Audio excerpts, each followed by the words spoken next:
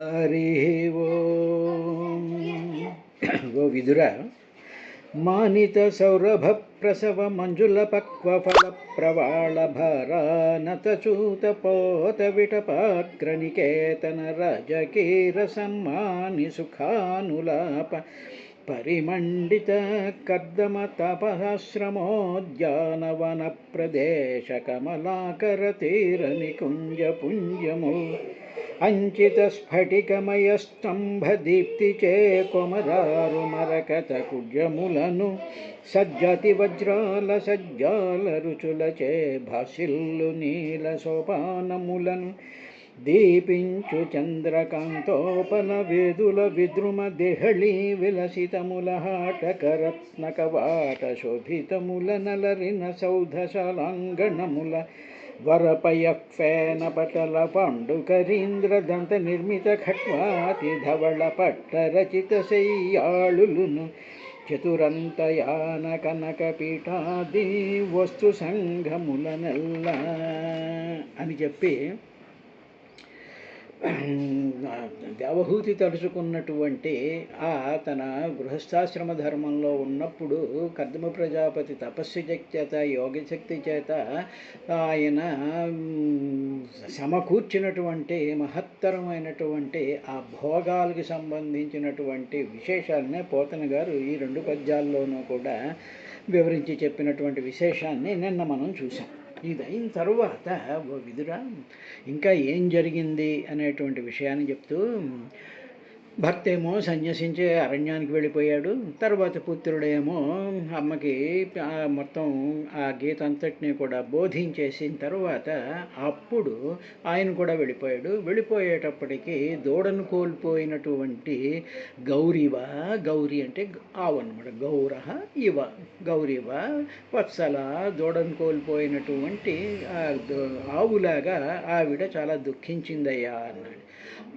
అనేటువంటి విషయంలో చెప్తూ మైత్రేయ మహర్షి విదురుడితో ఏమన్నాడంటే, జ్ఞాతతత్వ అపి సమస్తమైనటువంటి పరమాత్మ నుంచే సాక్షాత్తు జ్ఞానాన్నే పొందినటువంటి జ్ఞాతతత్వ అపి తత్వం, అసలైనటువంటి ఆ సత్యాన్ని తెలుసుకున్నటువంటి జ్ఞాత, తెలుసుకున్నటువంటిది అయినా కూడా వత్సల గౌరహ ఇవ అభూత్, దూడ కోల్పోయినటువంటి ఆవులాగా ఆవిడ దుఃఖించిందయ్యా అన్నాడు. అనేటప్పటికీ ఇక్కడ మనం తల్లి యొక్క హృదయాన్ని మనం గ్రహించాలి.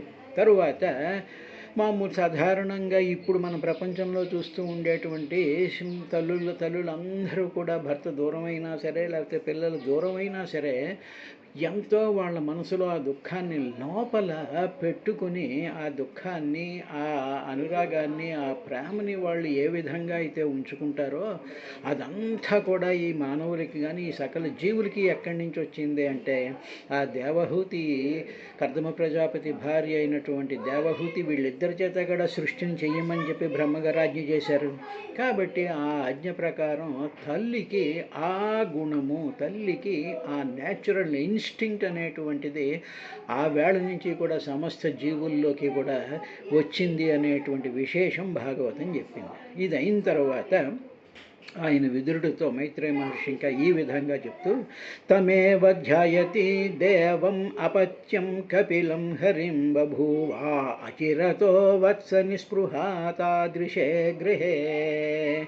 ఇంకొక విషయం కూడా చెప్పాడు. కుమార విదుర అని ఆయన విదురుణ్ణి సంబోధిస్తూ మైత్రేయ మహర్షి, శ్రీహరి తన పుత్రుడైనటువంటి కపిల దేవుడి కింద అవతరించాడు. ఆ విషయం తెలిసిన తరువాత కొంతకాలం పాటు ఆమె ఆయననే అంటే ఆ కుమారుడైనటువంటి ఆ కపిలుణ్ణే ధ్యానిస్తూ ఉండి అచిరకాలంలోనే, చాలా తొందరగానే అటువంటి గృహ సంబంధమైనటువంటి బంధనాలు ఏవైతే ఉన్నాయో, అంటే భర్త ఆయన అరణ్యాలకు వెళ్ళిపోయాడు, కుమారుడు కూడా వెళ్ళిపోయాడు అనేటువంటి ఈ గృహ సంబంధమైనటువంటి బంధనాల మీద ఆవిడ ఆసక్తిని అచిరకాలంలోనే విడిచేసింది. ఇదే మనం కానీ ఇప్పుడు గమనించామనుకోండి, ఉదాహరణకి సాధారణంగా పెద్దవాళ్ళు ఉంటారు, అందులో ముందు భర్త మరణిస్తాడు. మరణించిన దుఃఖం ఆ తల్లికి ఆ భార్య కొంతకాలం ఉంటుంది. ఉన్న తర్వాత రాను రాను రాను రాను ఏమైపోతుంది అంటే గృహ కార్యక్రమంలో పడిపోయి ఆ స్త్రీ భర్త యొక్క డిమైస్ని మర్చిపోతుంది.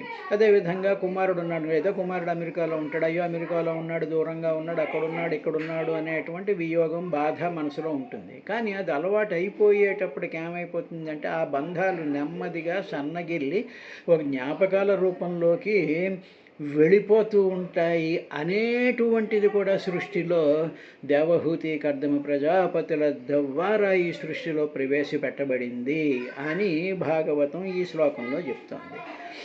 అదే విషయాన్ని చెప్తూ తమేవ ధ్యాయతి దేవం అపత్యం. అపత్యం అంటే సంతానం, తన సంతానం అయినటువంటి దేవ ఆ శ్రీహరి కపిలం హరిం, కపిల రూపంలో వచ్చినటువంటి ఆ హరి ని ఆవిడ ధ్యానిస్తూ అచిరతో చాలా తొందరగానే వత్స వత్స అంటే ఓ విదురా నిస్పృహాత్, ఇంకా సరే వెళ్తాను అన్నాడు కాబట్టి వెళ్ళాడు. మొదట్లో కొంత స్ట్రాంగ్గా ఉంటుంది, ఉన్న తర్వాత అచిరత్ చాలా తొందరగానే ఆవిడ నిస్పృహ, సరే వెళ్ళాడు, భర్త కూడా వెళ్ళాడు, బాగానే ఉంది అనేటువంటి ఒక నిస్పృహ. నిస్పృహ అంటే నీరసంతో వచ్చినటువంటిది కాదు, స్పృహ లేకుండా ఉండడం అంటే కంటిన్యూస్గా షీ వాజ్ నాట్ థింకింగ్ అయ్యో నా కొడుకు వెళ్ళిపోయాడు, నా మొగుడు వెళ్ళిపోయాడు, నా కొడుకు వెళ్ళిపోయాడు, నా మొగుడు, ఇంకా తన ధ్యానం, తను చేయాల్సినటువంటి అనుష్ఠానాలు, తను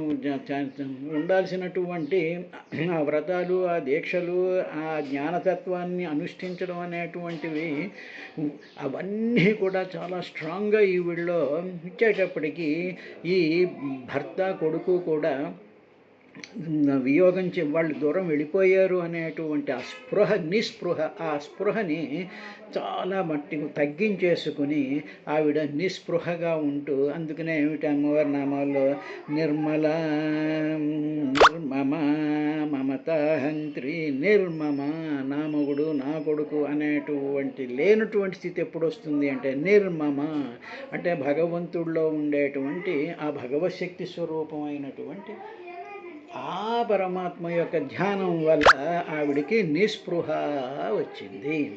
కానీ మానవులు అందుకే నిస్పృహ అంటారు, ఎందుకంటే తప్పుకోలేక నిస్పృహలో ఉంటాయి. ఆ నిస్పృహ అనేటువంటిది వేరు. ఇక్కడ తనకు ఉండేటువంటి ఆ తపోబలం వల్ల, ఆ జ్ఞానబలం వల్ల, తన కొడుకు ఉపదేశించినటువంటి ఆ తత్వం వల్ల అచిరాత్ చాలా తొందరగానే ఆవిడ అది మర్చిపోయింది విదురా అని చెప్పిన తర్వాత, అప్పుడు మర్చిపోయిన తర్వాత ఆవిడ ఏం చేసింది అంటే మర్చిపోకముందు తన ధ్యానం, తన సమాధి, తన అనుష్ఠానం, తను అనుష్ఠించేటువంటి కపిలుడు చెప్పినటువంటివన్నీ కూడా తూచా తప్పకుండా ఒక వారిని పరిపాలిస్తూనే అవి అనుష్ఠిస్తూనే ఉన్నప్పుడు ఈ భర్త దూరం అయ్యాడు, కొడుకు కూడా వెళ్ళిపోయాడు అనేటువంటి బాధ ఉండేది. అది తొందరలోనే ఈ రెండో ఆస్పెక్ట్, భర్త దూరంగా వెళ్ళిపోయాడు, అరణ్యాలకు వెళ్ళిపోయాడు, కొడుకేమో వెళ్ళొస్తానమ్మా అని చెప్పి తను వెళ్ళిపోయేటువంటి దుఃఖం అచిరాత అతి తొందరలోనే మంచిపోయి ఇప్పుడు ఆవిడ మనసంతా కూడా ధ్యాయతే భగవద్రూపం యదాహ ధ్యానగోచరం సుతః ప్రసన్నవదనం సమస్తవ్యస్తచింతయా. ఇప్పుడు ఆవిడకి ఏం చేసింది అంటే సమస్త వ్యస్త చింతయా, ఆవిడికి ఇంకా ఎప్పుడైతే ఈ స్పృహ భర్త మీద కొడుకు మీద స్పృహ తగ్గిందో అప్పుడు ధ్యానం చేయడం ప్రారంభించింది. ఎవరిని? భగవద్రూపం, సాకార రూపంలో అమ్మ ఇలా చేయాలి, ప్రతి అంగాన్ని కాళ్ళ దగ్గర నుంచి, బొటన వేళ్ళ దగ్గర నుంచి, పాదాల దగ్గర నుంచి ఇలాగ నువ్వు ధ్యానం చేస్తూ ఉండాలి, అర్చన చేస్తూ ఉండాలి, తర్వాత రకరకాలైనటువంటి ఆభరణాలు ఇవన్నీ మొత్తం చెప్పుకొచ్చాడు కదా. అటువంటి భగవద్రూపం, ఆ భగవంతుడి యొక్క రూపాన్ని ధ్యానం చేస్తూ ఉందమ్మా. యదాహ ధ్యానగోచరం, యత్ ఏ విధంగా అయితే ఆహా అని చెప్పాడో ఆ విధంగా ధ్యాయతి భగవద్రూపం చేస్తూ ఉంటూ తర్వాత ఏం చేసిందంటే ఆవిడ ప్రసన్నవదనం. ఆ భగవద్రూపంలో ఏమిటి చూసింది ఆవిడ, ఏ విధంగా భగవద్రూపాన్ని ఆవిడ మనసులో పెట్టుకుందంటే ప్రసన్నవదనం, చాలా ప్రసన్నంగా ఉండేటువంటి, అద్భుతమైనటువంటి అవయవాలతో విరాజిల్లుతూ ఉండేటువంటి, శోభాయుక్తమైనటువంటి, ధ్యానగోచరం, ధ్యానానికి అంది ధ్యానంలో నిలబడేటువంటి విధంగా తన కొడుకు చెప్పినటువంటి ఆ రూపాన్ని, ఆ భగవద్రూపాన్ని ధ్యాయతే, ధ్యానం చేస్తూ సమస్త వ్యస్త చింతయా, ఇంకా చింతలు, అనేక రకాలైనటువంటి చింతలు ఏవైతే ఉన్నాయో అవన్నిటినీ కూడా వదిలేసి ఆ విగ్రహంలో ఉండేటువంటి సమస్త వ్యస్త, సమస్తము అంటే ఏమిటి, ఆ విగ్రహంలో ఉండేటువంటి తల దగ్గర, శిరస్సు దగ్గర నుంచి, కళ్ళ దగ్గర నుంచి, ముక్కు దగ్గర నుంచి, చెవుల దగ్గర నుంచి, కంఠం దగ్గర నుంచి సమస్త వ్యస్త, ఆ ఉండేటువంటి ఆ భగవద్ రూపాన్ని చింతయా, ధ్యానిస్తూ మాత్రమే ఆవిడ జీవితం గడిపిందయ్యా అనేటువంటి విషయాన్ని చెప్పిన తరువాత ఆవిడ ఇంకా ఏం చేసింది అనేటువంటి విషయాన్ని 24-25 శ్లోకాల్లో భక్తి ప్రవాహ యోగేన వైరాగ్యేణ బలీయసాయుక్త అనుష్ఠాన జాతేన జ్ఞానేన బ్రహ్మహేతున విశుద్ధేన తదాత్మానమాత్మానం విశ్వతోముఖం స్వానుభూత్యా తిరోభూతమయా గుణ విశేషణం. ఇప్పుడు ఆవిడ ఆ భర్త కొడుకు దూరం అయ్యారు అనేటువంటి విషయం నుంచి ఆవిడ టోటల్గా కంప్లీట్గా బయటకు వచ్చేసేసి భగవద్రూపాన్ని ధ్యానం చేస్తూ ఉండేటువంటి, ఆ భక్తి యోగం చేస్తూ ఉండేటువంటి సందర్భంలో ఏం జరిగింది అంటే ఆవిడలో దృఢమైనటువంటి వైరాగ్యం వచ్చింది. భక్తి ప్రవాహ యోగేన, భక్తి అనేటువంటిది ఒక బ్రహ్మాండమైనటువంటి ప్రవాహంతో తన యొక్క శరీరంలోనూ తన మనసులోనూ నిండిపోతూ ఉన్నప్పుడు భగవంతుడే సత్యం, భగవంతుడే నిత్యం, సత్యస్వరూపమైనటువంటి వాడు అనేటువంటిది తన హృదయాల్లోనూ తన అణువులోనూ పూర్తిగా నిండిపోయి ఒక మహాప్రవాహంలాగా ఉండేటప్పటికీ అప్పుడు ఆవిడికి దృఢ వైరాగ్యేన బలీయసా, వైరాగ్యేణ బలీయమైనటువంటి, చాలా గట్టిగా నిలబడినటువంటి వైరాగ్యం చేత యుక్త అనుష్ఠాన జాతేన,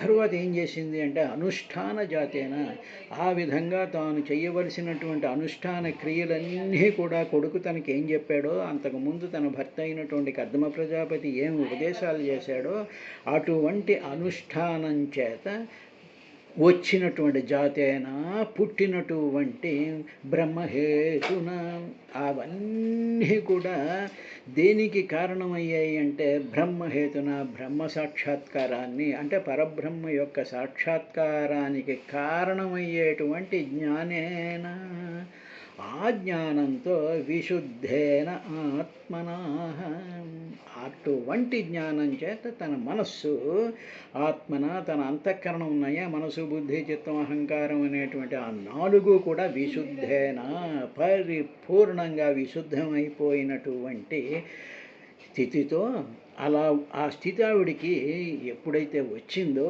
వచ్చిన తరువాత ఏం జరిగింది అంటే విశ్వతోముఖం స్వ అనుభూత్యా తిరోభూతమాయా గుణ విశేషణం అనేటువంటి ఒక అద్భుతమైనటువంటి ఒకనొక స్థితి ఏర్పడుతుంది. ఎప్పుడైతే తన అనుష్ఠానం చేత తన కుమారుడు ఉపదేశించినటువంటి భగవద్రూపంలో ఉండేటువంటి ప్రతి అవయవాన్ని ఏ విధంగా ధ్యానించాలో, ఆ అవయవాలకి సంబంధించినటువంటి స్తోత్రాలు ఏవైతే ఉన్నాయో, ఆ ఆయుధాలకి సంబంధించినటువంటి స్తోత్రాలు ఏవైతే ఉన్నాయో, ఉదాహరణకి పంచాయుధ స్తోత్రము ఇవి ఏవేం చెప్తూ ఉంటారు కదా, ఇవన్నీ ఉండేటువంటి వాటి విధంగా ఆవిడ నిరంతరము ఆ సగుణాకార స్వరూపమైనటువంటి భగవంతుణ్ణి ఆవిడ ధ్యానిస్తూ ఆ అనుష్ఠాన క్రియ చేస్తూ ఉండేటప్పటికీ అప్పటికి ఆవిడికి మనసంతా కూడా విశుద్ధమైపోయి ఏ విధమైనటువంటి కల్మషము చింత బాధ లేకుండా ఉండేటువంటి సందర్భంలో బ్రహ్మహేతున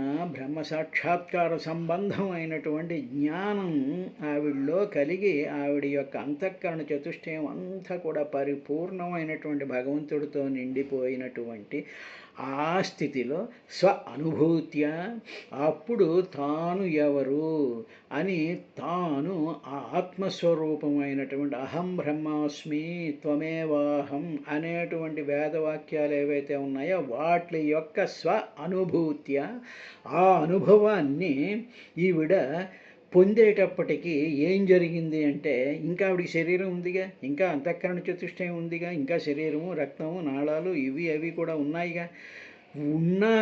ఉండేటువంటివన్నీ కూడా తిరోభూత మాయా గుణ విశేషణం. అప్పుడు తనలో ఉండేటువంటి సత్వరజస్తమో గుణాలు అనేటువంటివన్నీ కూడా నశింపజేసేటువంటి మాయాశక్తి అంతా కూడా ఒక్కసారి తిరోభూతం అయిపోయింది. అవన్నీ కూడా నెమ్మదిగా కరిగిపోయి ఒక బిందువులాగా అయిపోయి ఆత్మతత్వాన్ని ఆవిడ ధ్యానించడం ప్రారంభించింది అన్నాడు.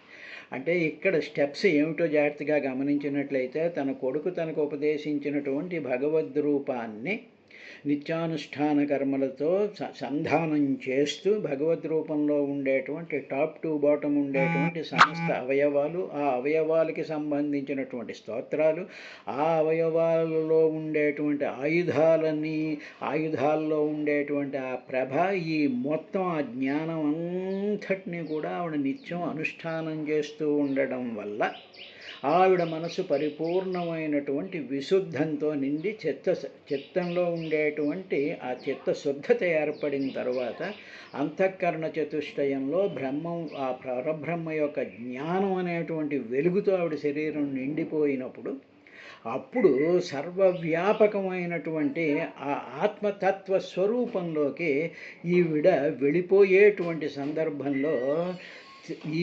త్రిగుణాత్మకమైనటువంటి గుణ విశేషాలన్నీ కూడా కరిగిపోయేటప్పటికీ ఆవిడ గుణాతీతమైనటువంటి స్థితిలోకి వెళ్ళిపోయి ఆవిడ ఆత్మతత్వాన్ని ధ్యానించడం ప్రారంభించింది అని చెప్పాడు. అన్న తరువాత బ్రహ్మణ్యవస్థితం అతిర్భగవత్యాత్మసంశ్రయే నివృత్తజీవాపత్యత్వాత్ క్షీణక్లేశాప్తనిర్వృతి. ఆ నెక్స్ట్ స్టేజ్ గురించి చెప్తూ జీవులకు అంటే ఏమిటి, ఇంకా జీవతత్వం అనేటువంటిది ఉందిగా. అంటే ఆవిడ శరీరంలో జీవాణువులు ఉన్నాయిగా, అంటే రకరకాలైనటువంటి రక్తం ఉంది, గుండెలు ఉన్నాయి, తర్వాత అందులో ఉండేటువంటి ఈ బయలాజికల్ సిస్టమ్స్, ఆ మాలిక్యూల్స్, దాంట్లో ఉండేటువంటి హార్మోన్స్ గిర్మోన్స్ ఇవన్నీ ఉన్నాయిగా. ఇవన్నీ కూడా ఉండేటువంటి ఈ జీవతత్వము అంటే ఏమిటనమాట, దాంట్లోకి ఆ ప్రాణం ఉంది కాబట్టి ఆ ప్రాణం వీటిలన్నిటినీ కూడా ఎక్సైట్ చేసి వాటిల్ని పరిపూర్ణమైనటువంటి స్థితిలో పెట్టినప్పుడు ఇప్పుడు మానవుడికేమో ఆ జీవతత్వం యొక్క స్ఫురణ ఉంటుంటుంది. కానీ ఇక్కడ ఈవిడికి ఆ బ్రహ్మజ్ఞానంతో కూడుకొని ఉండడం వల్ల జీవతత్వం అంతా కూడా ఏమైపోయింది అంటే వెలుగుతో నిండిపోయింది. అంటే ఏమిటి, ఇప్పుడు అందులో ఉండేటువంటి ఉదాహరణకి ఒక జీవాణు ఉందనుకోండి, ఒక జీవకణం ఉందని, దాంట్లో ఏదో సైటోప్లాజం, ప్రోటోప్లాజం, ఆర్ఎన్ఏ, డిఎన్ఏ ఏవో చెప్తూ ఉంటారుగా, ఇవన్నీ ఉంటాయి. ఇవన్నీ కూడా కెమికల్ కాంపౌండ్స్. ఇప్పుడు ఆ కెమికల్ కాంపౌండ్స్లో ఉండేటువంటి అవన్నీ కూడా వాటి యొక్క ఎగ్జిస్టెన్స్ని కోల్పోయి అవన్నీ కూడా భగవతత్వం అయినటువంటి ఎనర్జీ సిస్టమ్స్ కింద మారిపోయాయి. అంటే they have changed their shapes, they have changed it, they have become the energy content కింద మారిపోయాయి అన్నమాట. జీవతత్వం వదిలేయడము అంటే ఏమిటి అంటే ఆ డిఫరెంట్ ఫార్మేటివ్ స్టేజెస్లో ఉన్నటువంటివన్నీ కూడా ఒక ఎనర్జీ సిస్టమ్ కింద మారిపోయి ఒక ఇంటెలిజెన్స్ కింద ఒక యూనివర్సల్ కాన్షియస్నెస్ కింద ఆ విధంగా ఆవిడ శరీరం అంతా మారిపోయింది. చూసేటప్పుడు శరీరం కింద కనిపిస్తుంది, కానీ ఆ జీవకణాలకి ఉండేటువంటి ఆ ప్రాపర్టీస్ అన్నీ కూడా నెమ్మదిగా డిమినిష్ అయిపోయి ఒక్క ఇంటెలిజెన్సు ఆ చైతన్య ప్రకాశ తత్వం అంతా కూడా ఉండిపోతుంది. అందువల్ల ఆమె యందు ఆ జీవభావం తొలగిపోయిందయ్యా. తొలగిపోయేటప్పటికి ఎప్పుడైతే ఉందో జీవభావం ఉంటే దుఃఖం వస్తుందిగా. కాబట్టి ఇంకా దుఃఖాలు గిక్కాలు సుఖాలు ఆనందాలు ఏమీ లేకుండా ఉండేటువంటి స్థితిలో ఆవిడ పరమానందాన్ని పొందింది. అంటే ఏమిటి? మామూలు జీవకణాలతో వచ్చేటువంటి ఆనందం వేరు, భగవత్ సంస్పర్శ వల్ల వచ్చినటువంటి ఆనందం వేరు. అటువంటి స్థితికి వెళ్ళింది ఆవిడ అని చెప్తూ, బ్రహ్మణ్య అవస్థితం అతిర్భగవత్ ఆత్మ సంశ్రయే. ఆత్మ సంశ్రయే అంటే జీవులకు అధిష్టానమైనటువంటి వాడు భగవతి, భగవానుడు ఉన్నాడే. అప్పుడు ఆ భగవానుడు బ్రహ్మణి, ఇప్పుడు ఈవిడ చేసినటువంటి సాధన వల్ల పరబ్రహ్మం అనేటువంటి ఆ స్థితిలోకి అవస్థితమతి. అవస్థితమతి తన బుద్ధిని అవస్థిత చాలా స్ట్రాంగ్గా ఆ బ్రహ్మ సంస్పర్శ సంబంధమైనటువంటి వెలుగులోకి ఈవిడ నిలబెట్టేసింది. నిలబెట్టినటువంటి దేవహూతి నివృత్త జీవపత్తిత్వాత్.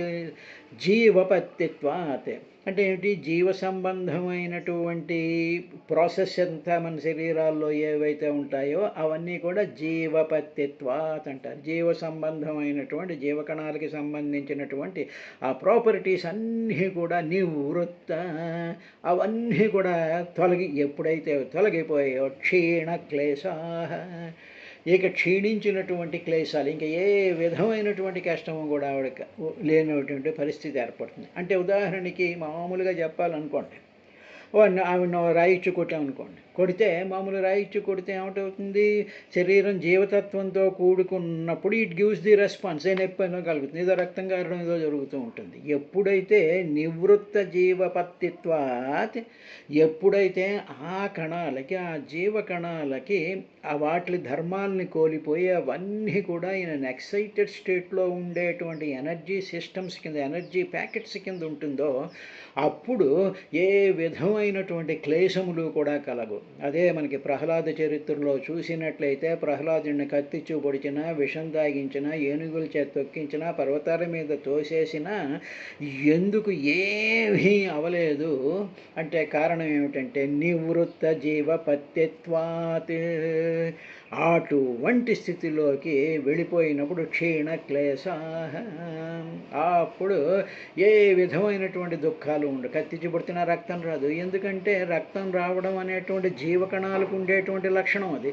అది ఎప్పుడైతే నివృత్తం అయిపోయిందో, when that state has been cross, ఆ స్థితిలోకి వెళ్ళినప్పుడు అప్పుడు ఏమవుతుందంటే ఆప్త నిర్వృతి, పరమానందాన్ని పొందేటువంటి స్థితికి ఆవిడ వెళ్ళిపోయిందయ్యా విదురా అని చెప్పాడు. రేపటి కార్యక్రమంలో ఇంకా ఏం జరిగింది అనేటువంటి విశేషాన్ని చూద్దాం.